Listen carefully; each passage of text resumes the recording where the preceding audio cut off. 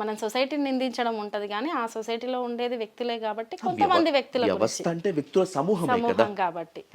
So సాయితో పరిచయం తర్వాత Sai caste తెలిసి కావచ్చు, ఆర్థిక స్థితిగతులు తెలిసి కావచ్చు, మా లైఫ్ స్టైల్లో మేము ప్రారంభించింది జీరో నుంచి కావచ్చు, ఈ రోజు వరకు కూడా ఇద్దరం కలిసి ఎదుర్కొన్నవి ఉన్నాయి, రాజకీయంగా తను ఎదుర్కొన్నవి ఉన్నాయి, ఈవెన్ నేను ఇప్పుడు ఎదుర్కొంటున్నవి కూడా ఉన్నాయండి. అవి ఉంటాయి. ఈ సొసైటీలో మనము మాట్లాడుకున్నంత సులభం ఏది కాదు. ఇది పోయింది అది పోయింది అని మాట్లాడినంత సులభము కాదు. రూపాంతరం చెందుతున్నాయి కానీ ఏవి పోవట్లేదు. అది ప్రాక్టికల్గా ఫేస్ చేసే వాళ్ళకే తెలుస్తుంది. కొన్ని రంగాల్లో కొన్ని వర్గాల ప్రజలు ఎదగడం అనేది చాలా కష్టము. వాళ్ళని ఇంకా క్లీన్గా సొసైటీ అబ్జర్వ్ చేస్తుంటుంది. ఒకవేళ వాళ్ళకి ఆ స్థాయి వచ్చినప్పటికీ నిలబెట్టుకోవడం కూడా చాలా కష్టం. ఇలా అంటే కామన్గా ఏదో ఒక కింది స్థాయిలో ఉండి వాళ్ళ లైఫ్ వాళ్ళు లీడ్ చేస్తే ఉండే వాటికంటే వాళ్ళు ఒక్కొక్క మెట్టు ఎదుగుతూ ఉంటే వచ్చే అవరోధాలు కావచ్చు, విమర్శలు కావచ్చు, అడ్డంకులు కావచ్చు, చాలా ఉంటాయి. అవి ప్రాక్టికల్గా సాయి లైఫ్లో నేను చాలా చూశాను. ఆ రకమైన పెయిన్ నాకు ఉండే నేను బయటకు అడుగుపెట్టాను. అది అంటే నాట్ ఓన్లీ ఇప్పుడు నేను సాయిది చూశాను, చూడని జీవితాలు ఎన్నో ఉన్నాయి, అనేక రంగాల్లో ఉన్నాయి. అందులో రాజకీయ రంగాల్లో ఇంకా అది ఒక ఛాలెంజ్ అండి. ఆ వర్గాల ప్రజలకి, ఆర్థికంగా ఇబ్బందులతో ఎదిగిన ప్రజలకి, వాళ్ళకి ఎంత గొప్ప టాలెంట్ ఉందని, వాళ్ళు సమాజం పట్ల ఎంత సేవా దృక్పథం ఉండని, ఎంత సామాజిక కోణం ఉండని, వాళ్ళలో ఛాలెంజింగ్ పవర్ ఉండని, వాళ్ళకు లిఫ్ట్ ఇచ్చే చేతులు చాలా తక్కువ. పోనీ లిఫ్ట్ ఇయ్యకపోగా వాళ్ళు ఎదుగుతుంటే తోసేసే వాళ్ళు కూడా చాలా ఎక్కువ మంది ఉంటారు. ఈ ఛాలెంజింగ్లు సాయి ఫేస్ చేశాడు. సాయి లాంటి కొన్ని వందల మంది కూడా ఫేస్ చేశారు, చేస్తున్నారు, చేస్తూనే ఉంటారు. సాయికి బలం తన స్వరం. తన స్వరం ఎంత బలమో అంతకు మించినటువంటి బలం మీరు రజని. ఎందుకంటే తన నిర్ణయంలో, తన బాధలో, కన్నీళ్ళలో మీరంతా కూడా ఉన్నారు. సాయి ఇక లేడు, ఇక తిరిగి రాడు అని చెప్పి డిసైడ్ అయిపోయినటువంటి తర్వాత తన ఆశయ సాధన కోసమే పదవి తీసుకున్నారా, లేకపోతే మిమ్మల్ని మీరు ప్రూవ్ చేసుకొని ఈ మహిళా లోకానికి ఒక ఎగ్జాంపుల్గా నిలవాలని చెప్పి మీరు ఆ బాధ్యతలు చేపట్టారా? రెండు ఉన్నాయండి దాంట్లో. ఒకటి సాయి ఆశయ సాధన అనేది కూడా. రెండవది నిజంగానే ఆశయ సాధన సాధించాలంటే నాకు ఆ వర్త్ లేకపోతే, నేను కష్టపడకపోతే, లేదు ఈ ధైర్యం కావచ్చు, ఏ రకమైనది కావచ్చు, నన్ను నేను నిరూపించుకోకపోతే ఆ ఆశయం వైపు ఈ సమాజమే నన్ను అడిగేనియదు. ఎగ్జాక్ట్లీ. ఆ ఛాలెంజింగ్ నేను ఏదో ఈ పూటకు నాకు కలిగిన బాధకో, లేకపోతే సాయి నాతో షేర్ చేసుకునే దానికో, లేకపోతే అయ్యో లైఫ్లో సాయి ఉంటే ఒక 30 సంవత్సరాల కాలం సాయి ఉంటే సాయి పరిస్థితి అది, సాయి ఇంతమందికి ఈ రకంగా చేసేవాడు, లేదు చట్టసభల్లో తనదైన గొంతు ఈ రకంగా వినిపించేవాడు, లేడు సమాజంలో తను అంత సులభంగా రాలేదు కదా, కాబట్టి చాలామందికి చేయూతన ఇచ్చేవాడు, నేను కూడా సాయి ఉండు, సాయి కష్టపడ్డాడు, సాయికి ఒక పేరుంది, ఏదో ఒకటి చేద్దామని సింపుల్గా వస్తే ఎవరు యాక్సెప్ట్ చేయరు. నాకు అదే విజన్ ఉండాలి, నేను అంతే అదిగా కొట్లాడాలి, నేను రాజకీయంగా ఈమె చేయగలుగుతుంది అనే సత్తా ఉంది అనేది ప్రజలకు చూపించగలగాలి, అవసరమైతే ఆ ఎత్తుగడలను తిప్పి కొట్టే పై ఎత్తుగడ వేయగలగాలి. ఈవెన్ ఆర్థికంగా కూడా ఈమె స్వార్థంగా ఆలోచించదు, సహకరిస్తుంది అనేది నా మనస్తత్వం తెలిసేటట్టు ఉండాలి. ప్రజలతో మాట్లాడే విధానము, కలిసిపోయే విధానము, అన్ని రకాలు ఉంది అనుకున్నప్పుడే మనం ఆ అడుగుల దిశగా, ఆశయం దిశగా వెళ్తాం. నాకు ఉంది అని నేను నమ్ముతున్నా. ఎందుకంటే నేను 20 ఏళ్ళ సావాసం అదే నాది. 20 ఏళ్ళు నేను నా ఇంట్లోనే ఉండొచ్చు, కానీ 20 ఏళ్ళు నా ఆలోచనలు వేరు, నా జీవితం వేరు. అందుకే నేను అంటే ఇంటర్ క్యాస్ట్ మ్యారేజ్ చేసుకున్నంత మాత్రం నా ఆలోచనలు వేరా అని కాదు. ఇంటర్ క్యాస్ట్ మ్యారేజ్ని నేను ఒక క్వాలిఫికేషన్ లాగానో, లేదు భర్త చనిపోవడం ఒక క్వాలిఫికేషన్ లాగానో ఫీల్ కావట్లేదు.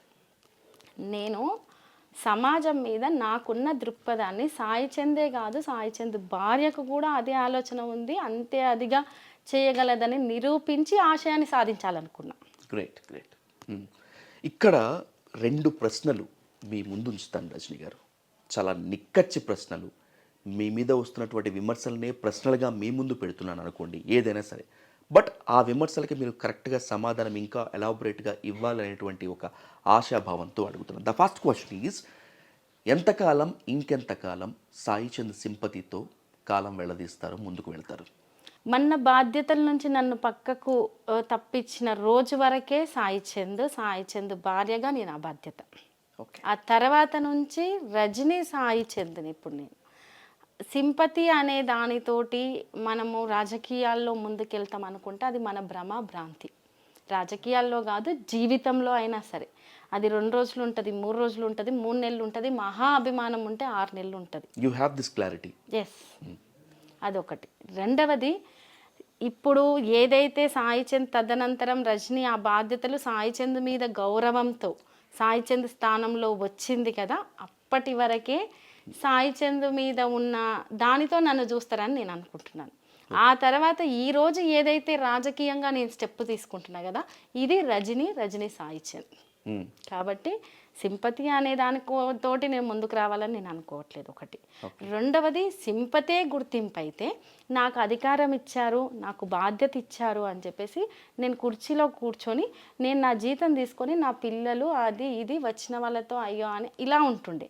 కానీ నాదనుకున్న మార్క్ని, నాదనుకున్న రాజకీయాన్ని అంటే రాజకీయ రంగంలో ముందుకెళ్ళదాన్ని నేను ఆ రోజే మొదలుపెట్టాను. ఓకే.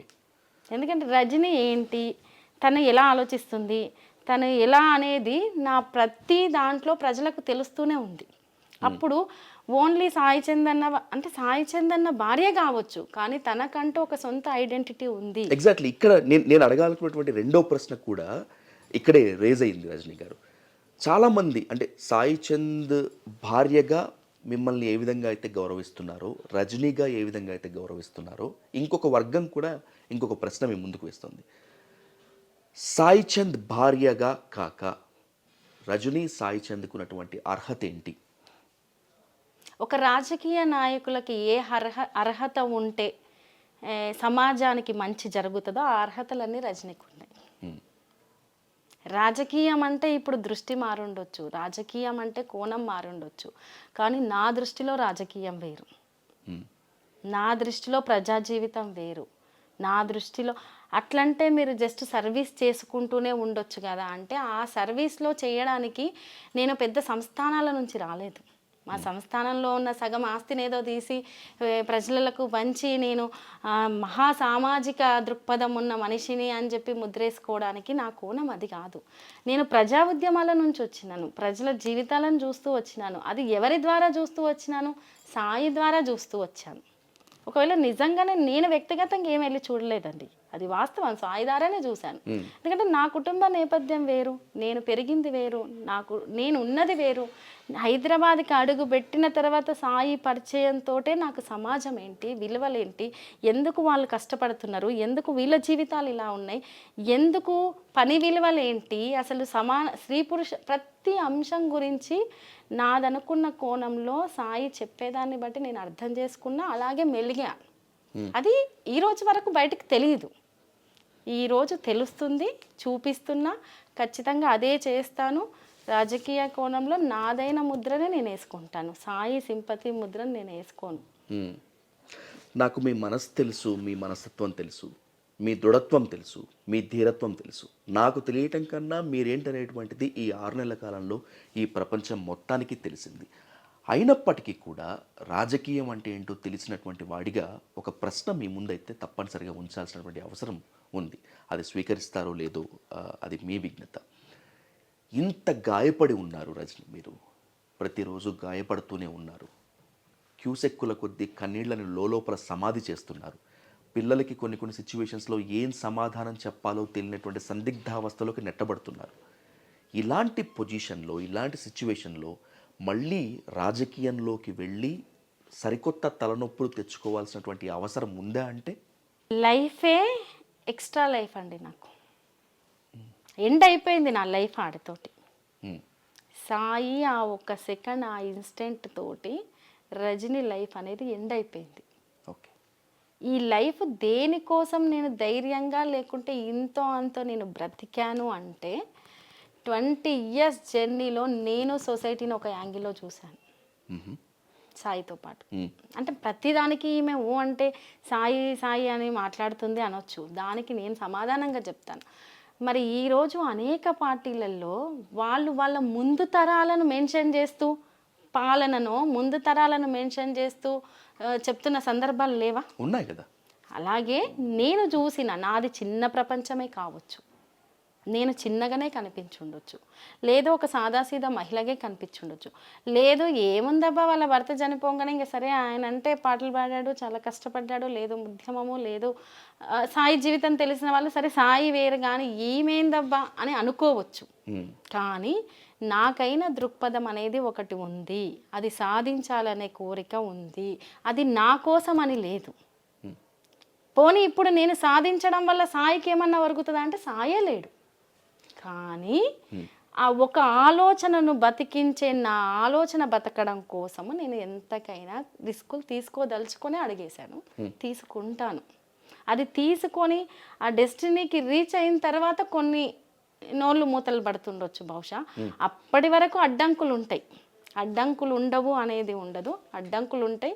కామన్ పీపుల్ కంటే, లేదు వేరే ఉమెన్ కంటే, లేదు కుటుంబ బ్యాక్గ్రౌండ్లో రాజకీయాలు ఉండి వచ్చే ఉమెన్ కంటే, లేదు ఆర్థికంగా వెల్ సెటిల్డ్ అయ్యి అందరూ సహకరించి, ఎందుకంటే ఒక చిన్న సర్పంచ్ స్థానానికి కూడా వెనక భర్త ఉండి సహకరిస్తే నడిచే రాజకీయ వ్యవస్థ ఉంది మహిళలకు కంటే, అంటే అటువంటి వాటికంటే భిన్నంగా నేను చాలా ఇబ్బందులు పడుతుండొచ్చు.